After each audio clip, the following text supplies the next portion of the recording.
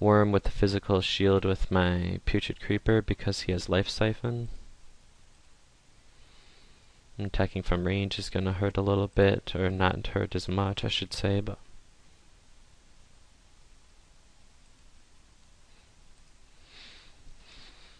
Blood Tracker is one of my favorite champions in Forsaken Waste as well because he's cheap at only 76 Nora.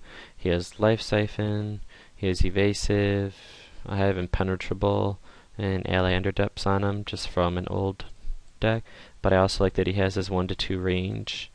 So even though he is a melee champion, he also has he also gives you that little bit of range, so you don't have to be right up against the enemy all the time.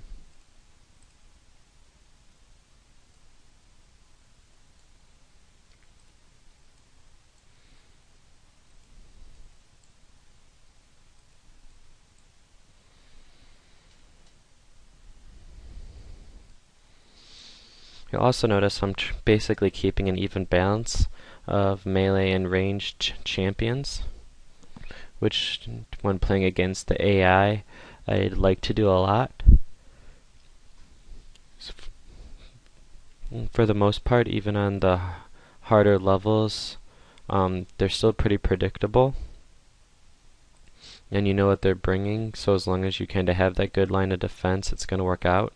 They're not going to be doing a lot of crazy combos or some other things that regular players might do when you're playing ranked.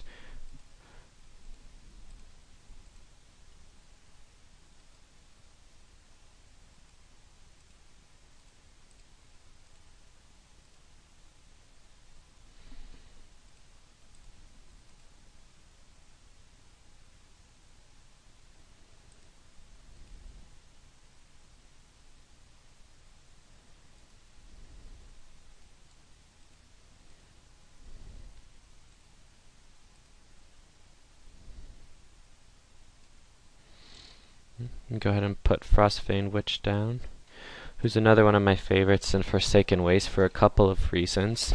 So we'll buy a group chip on her. One is that it gives you the frost damage, so it's another alt damage in a faction that isn't known for having frost. Second, she's real cheap at 73 because she also gives you 4 to 6 range. She also has Snow Blast, which gives you an area of effect spell also on her. So when you combine all those things, she alone doesn't look that great, but when you factor in everything that she can really be useful for, I definitely recommend throwing her in.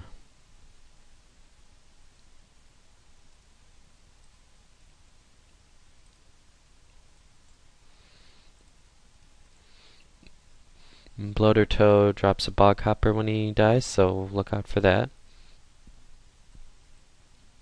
Once again, because it's just a beginner level, it's not really going to matter too much on you, hopefully.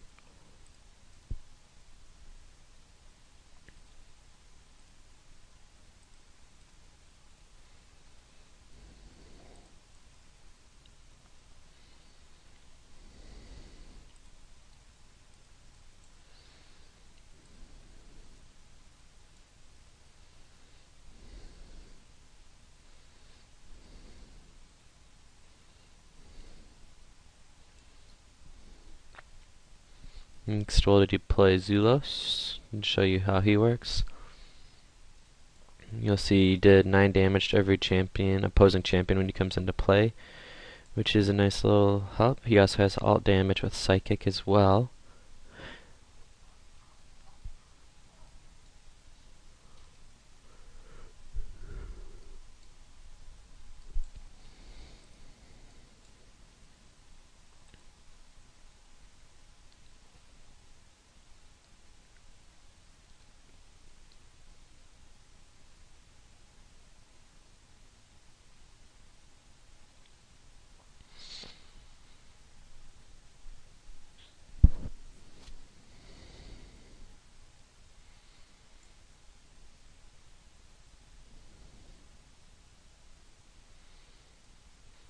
Deployed Forsaken Follower. I also like her because she's cheap once again at 69. She does magical damage, so it's another form of alternate damage. decent range at 5. She has the pawn ability if you do the summon skeleton.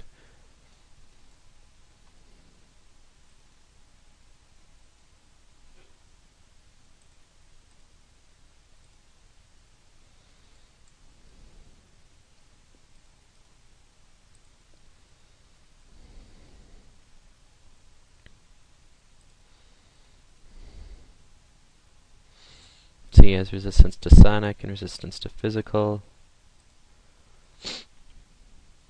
which is a good thing since my Putrid Creeper did acid damage to him.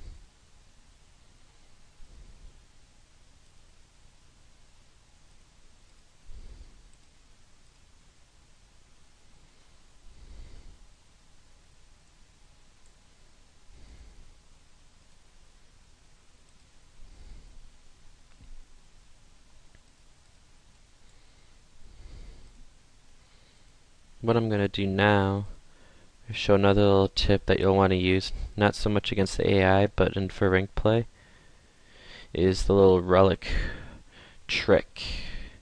Instead of sending your champions into deployment zones all the time, try and place a relic to contest it first.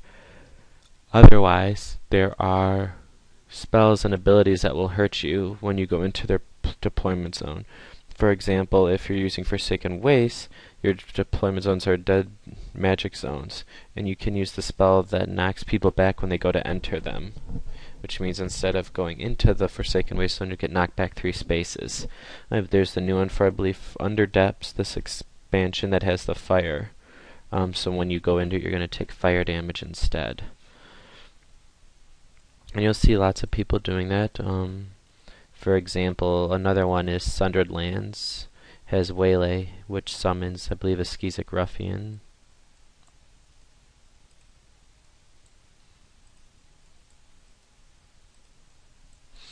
And you'll see the relics can't win you font zones, but they can stop your enemy from generating Nora, at least if it's for a turn, because they're almost always going to do that.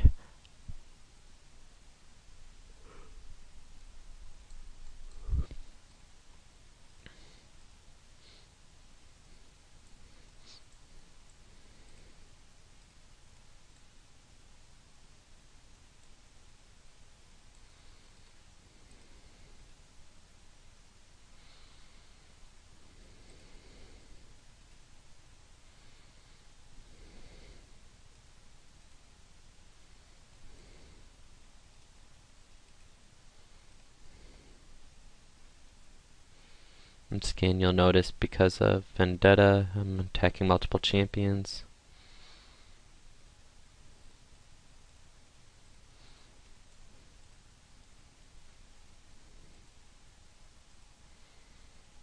While this isn't a blood-based battle group, you'll notice the blood balls that are being released from Bleed and the blood tracker ability. They are nice because you can get a little bit of healing for your vampire units, but more importantly is when the enemy is walking around, they might take damage and you'll be killing them extra. So it's just that little bit extra damage here and there that comes into play, which of course you also have to watch out for when you're playing against them, is not to just walk into their trap. Walking around carelessly and taking the damage.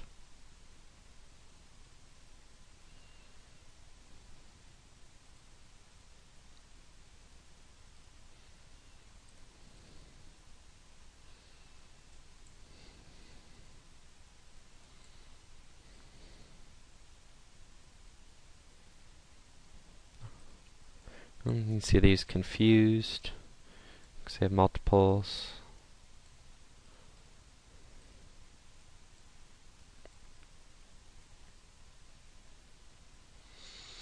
Ravenwraith is out there for a couple of reasons.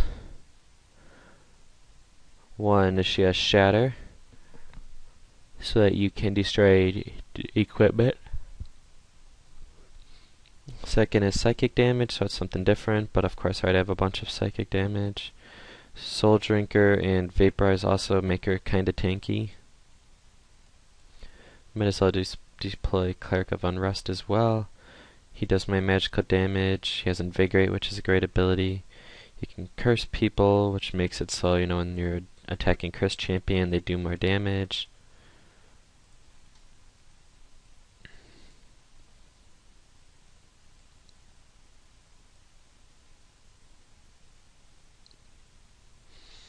And created another Bog Trap.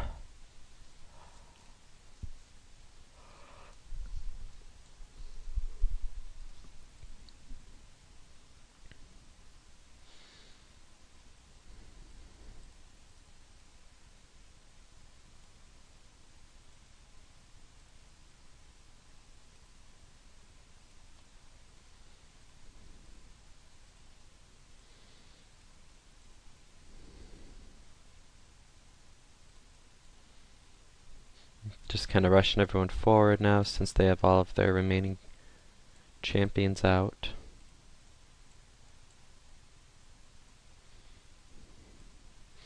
At our Dark Plains shift, once again, as he does his magical damage. He also has Teleport, which in 7 speed, so he can be a great early on champion to get fonts.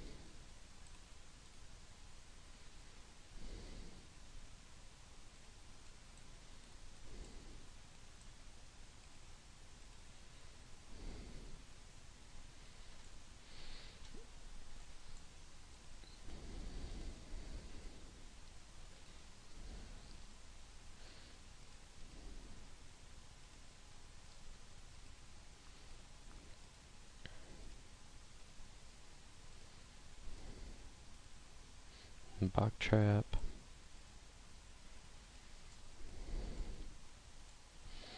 And go ahead and use Mobilization, which is one of Forsaken Waste's best spells, so that's definitely auto, as it gives all of your guys 4 AP, which basically means a second attack, or helps you get to a font zone faster, however you want to use it.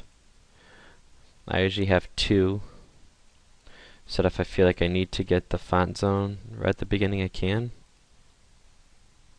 Or if I want to use it for later in the game like this, I can.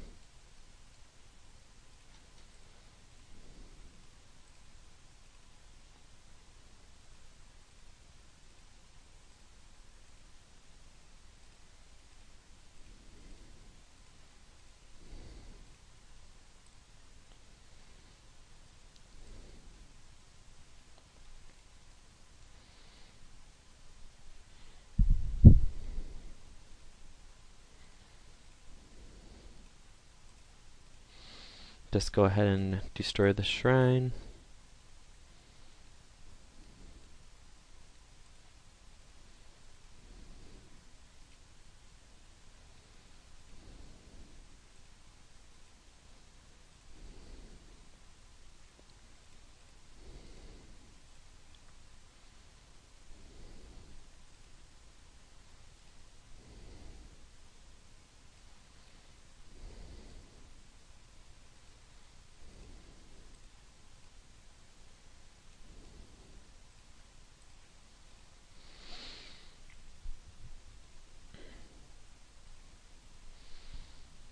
Alright, so this is the first intro tutorial video. Hopefully you got a better understanding of how Forsaken Waste and Forgler Swamp works. So check out the second one.